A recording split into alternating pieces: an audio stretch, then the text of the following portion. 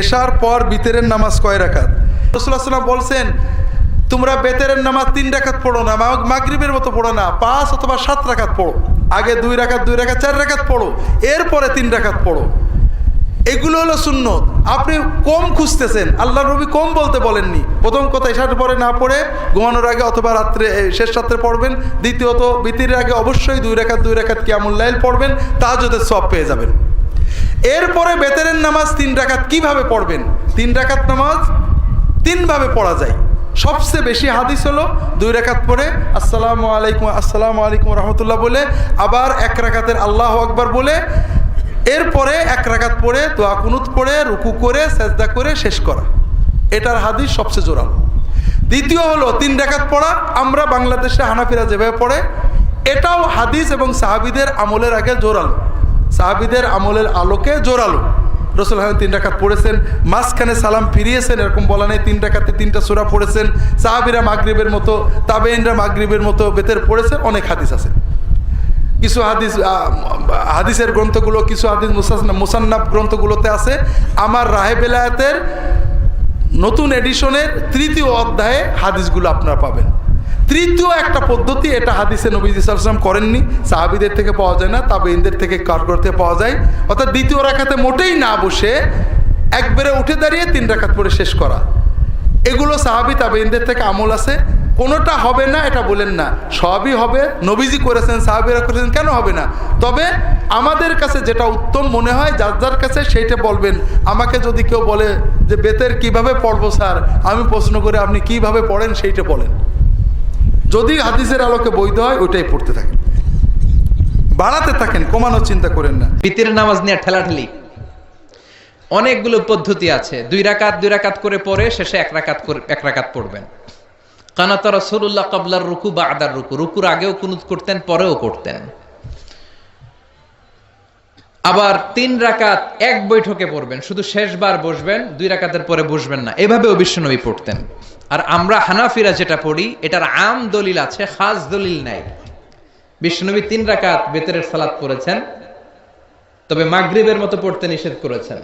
আমরা মাগরিবের মতো পড়ি না, আমরা আবার 3 রাকাত পরে আল্লাহু আকবার বলে হাত বাঁধি, ঠিক কিনা? মাগরিবের নামাজে হাত বাঁধা আছে? আমরা আল্লাহুম্মা ইন্না নাস্তাঈনুক ওয়া নাস্তাগফিরুক এই দোয়া পড়ি, মাগরিবে এই দোয়া আছে? হানাফিরা এই হাদিসের আলোকে আম দলিল নিয়েছেন যে 3 রাকাত আমরা যেভাবে পড়ি, মাগরিব থেকে একটু টুইস্ট করে আলাদা, এভাবেও পড়া যাবে। এই মৌলিক 3টা পদ্ধতির যেটা দিয়ে মনে চায় সেটা দিয়ে পড়েন, কিন্তু বিভ্রান্তি সৃষ্টি করা যাবে না।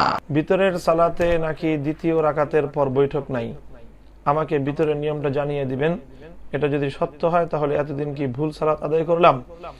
প্রিয় দর্শক, আমরা জানি যে ইসলামী শরীয়তের অনেক আমল নিয়ে, অনেক বিধিবিধানের বিভিন্ন রূপ এবং বিভিন্ন পদ্ধতি নিয়ে কোরআন এবং হাদিসের মধ্যে, বিশেষ করে হাদিসের মধ্যে বিভিন্ন রকম বিবরণ পাওয়া যায়, বর্ণনাগুলো রয়েছে।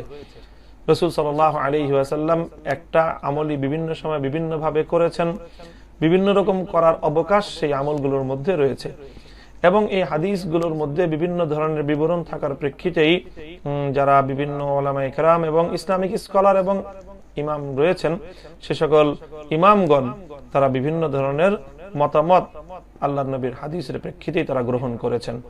সুতরাং ভিতরের নামাজের ব্যাপারটিও এমন যে হাদিসের মধ্যে ভিতরের নামাজ সংক্রান্ত অনেক ধরনের বিবরণ পাওয়া যায়, এবং সেই বিবরণগুলো থেকে গ্রহণযোগ্য দলিল এবং প্রমাণের ভিত্তিতেই ইমামে আজম আবু হানিফা রহমতুল্লাহি আলাইহি এবং তার অনুসারী ইসলামিক স্কলারগণ, ইমামগণ, তারা বেতরের জন্য যেই রূপটি তারা নির্ধারণ করেছেন, সেই রূপটি হলো যে 3 রাকাত বেতরের নামাজ পড়তে হবে।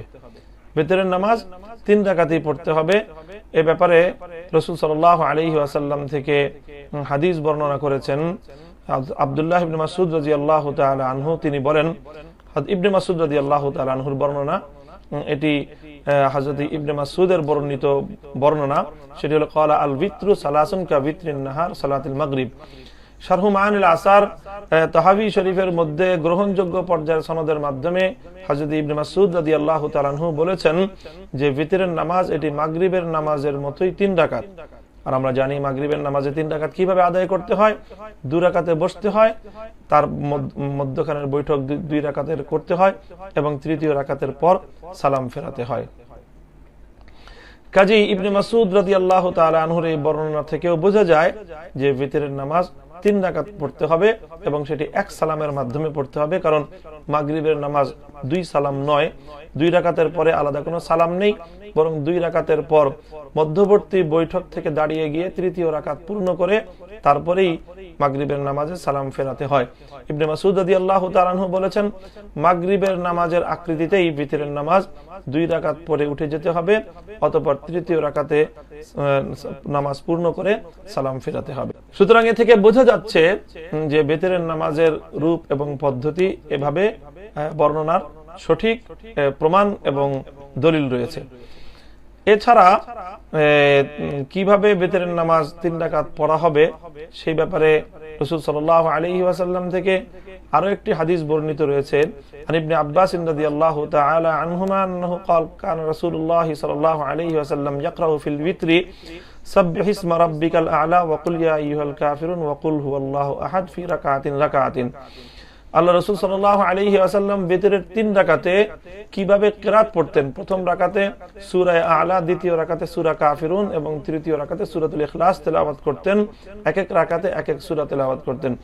এ থেকেও বোঝা যাচ্ছে ভিতরের নামাজ 3 রাকাত এবং 3 রাকাতে কোন সূরাগুলো সাধারণত আল্লাহ রাসূল পড়তেন সেটিরও বিবরণ এই riwayaতের মধ্যে, এই হাদিসের মধ্যে উল্লেখিত হয়েছে। সুতরাং ভিতরের মধ্যে কিভাবে এই 3 রাকাত এক সালামে পড়তে হয় সেটি ইবনে মাসউদ রাদিয়াল্লাহু তাআলা আনহুর বর্ণনা থেকে প্রমাণিত হয়।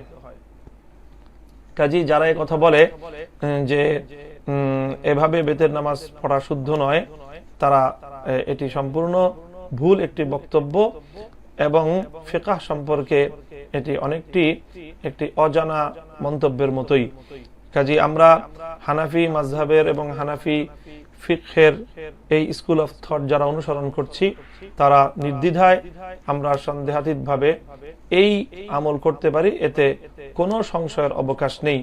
আমরা যারা মুসলমানদের মধ্যে সন্দেহ সংশয় সৃষ্টি করে মুসলমানদেরকে পরেশান করছেন, বিভ্রান্ত করছেন, আমরা তাদেরকে এই ধরনের কাজ থেকে বিরত থাকবার জন্য অনুরোধ করব। বিতরের নামাজের সঠিক নিয়মটা জানতে চাই, কেননা এ বিষয় নিয়ে আজকাল অনেক রকম কথা শোনা যাচ্ছে। ইসলামের কিছু কিছু বিষয় আছে যেগুলো একাধিক নিয়মে পরিপালন করা যায়, তার মাঝে বিতির একটি। আচ্ছা, রাসূল সাল্লাল্লাহু আলাইহি সাল্লাম বিতিরের নামাজ একরকম তরিকায় পড়েননি। হাদিসে একাধিক তরিকা পাওয়া যায়। কখনো তিনি 1 রাকাত পড়েছেন, কখনো 3 রাকাত পড়েছেন, কখনো 5 রাকাত পড়েছেন, কখনো 7 রাকাত পড়েছেন। সুবহানাল্লাহ। তাহলে এতে বোঝা গেল যে এটার একাধিক তরিকা আছে। তো যে বিষয়ে একাধিক নিয়ম আছে, এর একাধিক নিয়মে সুন্নাহ। আচ্ছা, যদি প্রমাণিত না হয় যে এই নিয়মের কারণে সে নিয়ম রহিত হয়ে গিয়েছে, কিন্তু বিতিরের নামাজের ব্যাপারে এমন কোনো প্রমাণ নেই যে এটা দিয়ে মানসুখ হয়েছে, এমন মনে কোনো হাদিস বর্ণিত হয়েছে। কিন্তু আমাদের দেশে 3 রাকাতের আমলটা 99% বলা যায়, এত শক্ত হয়ে আমাদের দেশে আসলো কি করে? এখন ব্যাপার হলো, যেহেতু আমাদের দেশের অধিকাংশ মানুষ মাসলাকান হানাফিয়া, আচ্ছা, যেহেতু আমরা হানাফি মাযহাবের অনুসরণ করছি, আর হানাফি মাযহাবে 3 রাকাতের হাদিসকে প্রাধান্য দেওয়া হয়েছে। তো প্রাধান্য দেওয়ার কারণে, মাযহাবান হানাফি হওয়ার কারণে ওই প্রাধান্যের ভিত্তিতে দেশে প্রচলিত হয়ে গেছে। আচ্ছা, কিন্তু হাদিসের কিতাবগুলোতে কয়েক রকমই তো পাওয়া গেল। তো এখন আমাদের দেশের লোকজন আলহামদুলিল্লাহ লেখাপড়া করার জন্য তারা সৌদি আরবে বিভিন্ন ইউনিভার্সিটি যাচ্ছে, মিশরে যাচ্ছে, বিভিন্ন দেশে। আজ থেকে কিন্তু 50 বছর আগে এত ব্যাপকতা ছিল না। তখন লেখাপড়া করার জন্য যেত ভারতের দেওবন্দে বা ওইমুখী সাহারানপুরে, আর ওখানেও কিন্তু মাসলাকান হানাফি। তো যেহেতু ভারতও ছিল হানাফি, বাংলাদেশও হানাফি, সেই কারণে চেঞ্জ হয়নি। কিন্তু সৌদি আরবে যেহেতু হানাফি মাসলাকের লোক কম, ওখানে তারা ভিন্ন হাদিসগুলো দেখে ওই আমলগুলো আস্তে করে দেশে এবার আসছে। তো আসার পরে ভিন্নতা পরিলক্ষিত হচ্ছে। আসলে ভিন্নতার কিছু নেই। এই গত রমজানে আমি কাবাতে 6 রাত নামাজ পড়েছি, সেখানে বিতির পড়েছি 3 রকম, এই 6 রাতেই। আচ্ছা, কাবার ইমামই পড়ালো 3 রকমে। আচ্ছা, তাহলে এতে বোঝা গেল যে বিতিরের পদ্ধতি একটাই নির্ধারিত নয়। না, তো যেহেতু একাধিক পদ্ধতি রয়েছে, তা আমরা যদি একাধিক পদ্ধতিতেও পড়ি আর এটাকে জায়েজ মনে করি, হাদিস ভিত্তিক মনে করি, তাহলে তো ঝগড়ার কিছু নেই। আসলে কোয়ান্টিটিটা তো গড়ে ওঠে কোয়ালিটির উপরে। এখন আমার ব্যস্ততা নেই, আমার মনটা ভালো, আমার শরীরটা ভালো, আমি 5 রাকাত পড়লাম, 7 রাকাত পড়লাম। এখন আমার ব্যস্ততা আছে, আমার তাড়াহুড়ো আছে, আমার এখন মনটা চাচ্ছে না, শরীরটা তো ভালো না, আমি 3 রাকাত পড়লাম। ইসলাম কিন্তু সহজ একবারে। ইসলাম তো জীবন ঘনিষ্ঠ ধর্ম, যে বিতির নিয়ে একাধিক সিস্টেমে আজকে ঝগড়াটা আসছে, মূলত ঝগড়া ইসলামে ছিল না। কারণ সাহাবাই কেরাম ঝগড়া কিন্তু হুজুরাই বাদিয়েছেন। জি জি জি, সাহাবাই কেরাম একাধিক রকম বিতির পড়েছেন। ঠিক আমাদের সমস্ত আলেমেরা, যারা মুহাদ্দিস, যারা ফকি, যারা কমপক্ষে সিয়াসিত্তার কিতাবগুলো পড়েছে, ওনারা যদি সবাই বলতেন যে হ্যাঁ একাধিক, যেমন তিরমিজিতেই তো আছে একাধিক রকমের বিতি, তো যারা শুধু তিরমিজি পড়েছে তারাই যদি বলতো যে হ্যাঁ একাধিক রকম আছে, তাহলে কিন্তু সমাজে ঝগড়াটা বন্ধ হয়ে যেত। কিন্তু আজকে বলা হচ্ছে না, এই 3 ঠিক, বাকিগুলো বাতিল। আচ্ছা, খুব সংক্ষেপে যদি নিয়মটা একটু জানিয়ে দিতেন। এখানে নিয়মের মাঝেও ভিন্নতা রয়েছে, নিয়মের মাঝেও ভিন্নতা রয়েছে। কোনো কোনো হাদিসে এগুলো তো পাওয়া যায়, অবশ্যই সৌন্দর্য আমি বলবো। হ্যাঁ, ইসলামের সৌন্দর্য। রাসূল সাল্লাল্লাহু আলাইহি সাল্লাম কখনো বেতিরে তিনি মাঝখানে বসতেন না, একসাথে 3 রাকাত পড়েছেন। আচ্ছা আবার মাঝখানে মাগরিবের নামাজের মতো বসেছেন, এই প্রসঙ্গ হাদিস আছে। আচ্ছা, যদিও এই হাদিস নিয়ে কেউ কেউ প্রশ্ন তুলছেন যে জাইফ, কিন্তু আছে তো, জয়ীফও যদি হয়, নাই তো বলেননি। আচ্ছা, তাহলে মাগরিবের মতো করে প্রথম বৈঠক যেটা 2 রাকাত পড়ে, সেটাও হাদিসে আছে, জাইফ হোক আর নাই যেটা, সেটাকে অধিকাংশ মুহাদ্দিস সহিহ বলছেন। আবার তিনি দোয়ায়ে কুনুত যেটা আমরা পড়ি, তিনি কেরাত শেষ করে রুকুতে যাওয়ার আগে কুনুত পড়েছেন, সেটাও আছে। আচ্ছা, আবার রুকু শেষ করে দাঁড়িয়ে কুনুত পড়েছেন, সেটাও আচ্ছা। তো যেহেতু হাদিসে পড়া দাঁড়িয়ে হাত তুলে পড়তে দেখি হাত আমরা অনেক। তোলা, রাসূলুল্লাহ সাল্লাল্লাহু আলাইহি ওয়াসাল্লাম হাত তুলেছেন সরাসরি, এমন কোন হাদিস আমার চোখে পড়েনি। আচ্ছা, কিন্তু এখন মক্কা মদিনার আলেমরা হাত তুলছেন, হাত তোলার পক্ষে তাবিঈদের আমল পাওয়া যায়, সাহাবীদের আমল পাওয়া যায়, কিন্তু কোন সরাসরি হাদিসে মারফু আল্লাহ রাসূল নিজে করেছেন এমন হাদিস আমার চোখে পড়েনি। আপনার চোখে পাননি, হয়তো থেকে থাকতেও পারে, যেটা থাকতে পারে, কিন্তু আমি যেটা পেয়েছি সেটা হচ্ছে সাহাবীদের আমল, আচ্ছা, তাবিঈদের আমল, যে হাত তুলেও পড়েছেন।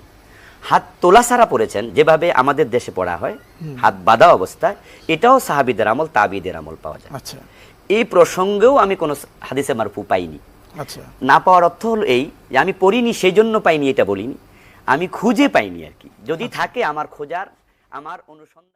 কোরআন সুন্নাহর আলোকে একটু সমাধান দিলে পূর্ব প্রশ্ন, সালাতুল ভিতরের রাকাত কত হবে? ইজমায়ে সাহাবা, ইজমায়ে উম্মত, সালাতুল ভিতর 3 রাকাত। ক রাকাত? জোরে বলেন। এই ব্যাপারে 170টি সহিহ হাদিস আছে। তারাবির নামাজ 3 রাকাত। এবং মক্কা মুকাররমা, মদিনা মুনাওয়ারায় যতদিন আমি রোজা রাখছি, তারাবি পড়ছি, প্রত্যেক ইমাম 3 রাকাত ভিতর পড়ছেন। 1 রাকাত কোন নামাজ ইসলামে নাই। কথা বুঝেন নাই? জি প্লিজ, প্রশ্ন। আমার প্রশ্ন হলো বেতের নামাজ সম্পর্কে। যে আমি একটা বুখারী শরীফ পড়ি, সহিহ আল বুখারী, জি, এইটার মধ্যে আমি বেতের নামাজ দেখলাম বিভিন্ন ধরনের পড়ার নিয়ম আছে। যেমন 2 রাকাত পড়ে বসে সালাম ফিরিয়ে আবার 1 রাকাত পড়া যায়, আবার দেখছি একটানা 3 রাকাতও পড়া যায়। কিন্তু আমরা যে নামাজ পড়ি, প্রথম 2 রাকাত পরে বসে তারপরে আবার দাঁড়িয়ে যাই, তারপরে তাকবীর দিয়ে। জি, তো কোনটা সহিহ আসলে? ধন্যবাদ আপনাকে। হ্যাঁ, প্রথমটি হলো তিনি একটি বাংলায় সহিহ বুখারী পড়েন, সেখানে ভেতর সালাত আদায় করার যে নিয়মগুলি তিনি বললেন, কিন্তু আমরা যেটা সাধারণত প্র্যাকটিস করে থাকি, কোনটা বিশুদ্ধ আসলে? আমার মনে হয় যেহেতু 3টি প্রশ্ন ভাইয়ের, আমরা একটা একটা করে খুব সংক্ষেপে এটা আমরা কথা বলবো আগে। তো এই প্রশ্নটি আমাদের অনেক ভাইদেরই এখন গুরুত্বপূর্ণ একটি প্রশ্নে পরিণত হয়েছে। দেখুন, রাসূল করিম সাল্লাল্লাহু আলাইহি ওয়াসাল্লাম থেকে অনেক আমলের বিষয়ে একাধিক ফরম্যাট বর্ণিত আছে। আর যে যদি বিশুদ্ধ সূত্রে একাধিক ফরম্যাট বর্ণিত হয়, তাহলে তার সবগুলোকেই সহিহ। আমরা কোনো একটিকে সহিহ আরেকটিকে রং বলতে পারবো না। ভিতরের সালাতের ক্ষেত্রে তিনি যে পদ্ধতিগুলোর কথা বললেন, তার প্রত্যেকটি নবী আলাইহিস সালাম থেকে বর্ণিত হয়েছে এবং বিশুদ্ধ সূত্রে বর্ণিত হয়েছে। বুখারীতে বিশেষ করে আব্দুল্লাহ ইবনে ওমর রাদিয়াল্লাহু তাআলা যেটি তিনি ইঙ্গিত করেছেন, সেটিও সহিহ বুখারীতে বর্ণিত হয়েছে, সন্দেহের কোনো অবকাশ নাই। অতএব ভিতরের এই একাধিক পদ্ধতি সাহাবায়ে কেরামের মধ্যেও ছিল। মুআবিয়া রাদিয়াল্লাহু তাআলা এবং আব্দুল্লাহ ইবনে আব্বাস রাদিয়াল্লাহু তাআলা দুজন দুই পদ্ধতিতে, এবং আরও একাধিক সাহাবীদের ভেতরে এরকম একাধিক পদ্ধতি ভ্যালিড ছিল। অতএব আমরা সেই ভ্যালিড পদ্ধতির সবগুলোকে সহি বলবো। সহি বলবো। যদি কোনো পদ্ধতি আপনি সেটার সপক্ষে কোনো দলিল খুঁজে না পান, তাহলে নিঃসন্দেহে সেটাকে আপনি সহি বলবেন না। জি, বাকি যে অবশ্যই। পদ্ধতিগুলো আছে এখানে সবগুলো পদ্ধতি মোটামুটি সহি। এক্স্যাক্টলি। জি, এবং তাহলে আমরা সংক্ষেপে এই কথাই বলতে পারি, যেহেতু একাধিক বর্ণনা দ্বারা এগুলি প্রমাণিত আছে বিশুদ্ধতম, তাই কোনো একটাকে আমরা গ্রহণ করবো, আরেকটাকে বাদ দিয়ে দেবো, রিজেক্ট করবো, এইটা সুযোগ ইসলামে নাই। এমনকি যদি কেউ দুর্বল সূত্রের কোনো বর্ণার ভিত্তিতেও আমল করেন, সূত্র আছে সূত্র but দুর্বল দুর্বল, জি। তাকেও আমরা নেগেট করব যাব না। না। জি, এটা ইসলাম এলাও করে না। আমি বলতে পারি যে এটা বিশুদ্ধ সূত্রে বর্ণিত, এটা দুর্বল সূত্রে বর্ণিত, কিন্তু ভিত্তিহীন অথবা তার আমল হবেই না এই টাইপের কথা বলে আমরা ওই লোকটিকে দূরে সরাই।